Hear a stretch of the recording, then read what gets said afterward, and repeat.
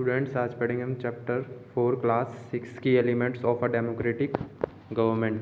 तो हमने पढ़ा था साउथ अफ्रीका और इंडिया के कंट्री के बारे में कि कैसे साउथ अफ्रीका में क्या था, apartheid law means black and white के बीच में क्या था, डिस्क्रिमिनेशन था।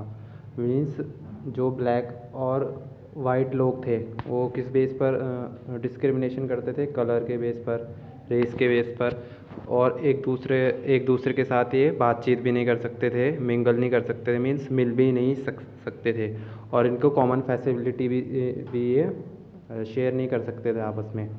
तो हमने पढ़ा था माया की मम्मी ने जो उसे स्टोरी बताई थी।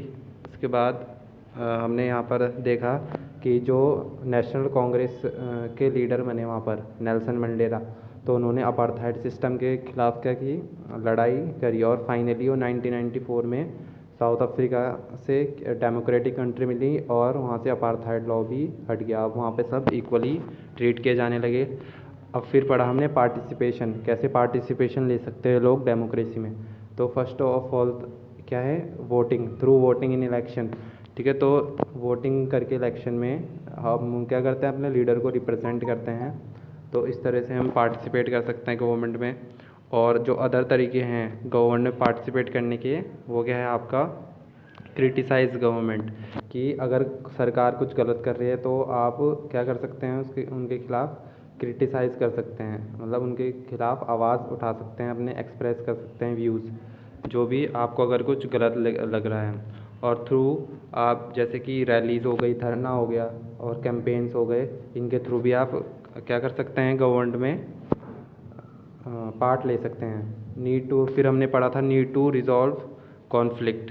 ठीक है, कैसे गवर्नमेंट कॉन्फ्लिक्ट रिजॉल्व करती है। ठीक है, तो ये हमने पढ़ा था। इसके बाद हमने पढ़ा जो तमिलनाडु और कर्नाटका के बीच कावेरी रिवर को लेकर क्या होता था, कॉन्फ्लिक्ट, जो कि आज भी होता है। तो ये हमने पढ़ लिया था। अब पढ़ेंगे हम इक्वालिटी एंड जस्टिस। तो one of the key ideas of democratic government is its commitment to equality and justice. तो one of the key idea जो डेमोक्रेटिक गवर्नमेंट का है, क्या है वो, उसकी कमिटमेंट, जो वो हमसे वादा करते हैं किसका, समानता और न्याय का। तो equality and justice are inseparable, जो समानता और जस्टिस है, न्याय है, वो एक दूसरे से अलग नहीं है, इंसेपरेबल है। The earlier practice of untouchability is now band by law.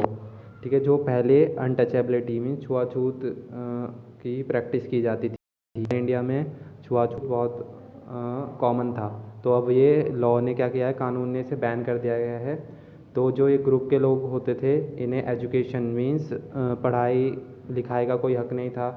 ठीक है, ट्रांसपोर्ट और मेडिकल फैसिलिटी और even the chance of offer prayer. ठीक है, तो ये ट्रांसपोर्ट फैसिलिटी प्रोवाइड नहीं होती थी इन्हें अच्छे से, मेडिकल फैसिलिटीज़।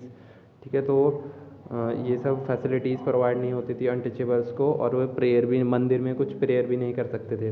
तो doctor Ambedkar who you have read about earlier in this book, तो आपने डॉक्टर अम्बेडकर के बारे में पढ़ा था अर्लियर बुक में, इससे पहले चैप्टर्स में पढ़ा है हमने। और बहुत से ऐसे लीडर्स जिनको क्या लगा कि उनको ये गलत लगा, realise that such practice must not continue and the justice can only be achieved when people are treated equally.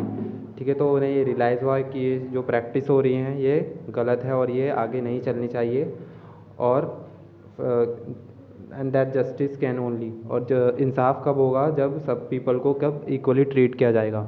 ठीक है, तो जब ये सब द गवर्नमेंट ऑल्सो रिकगनाइज, तो अब तो क्या हो गया है, लॉ के थ्रू अब प्रैक्टिस अनटचेबिलिटी की बंद कर दी गई है, सभी को इक्वालिटी का हक दिया जाता है।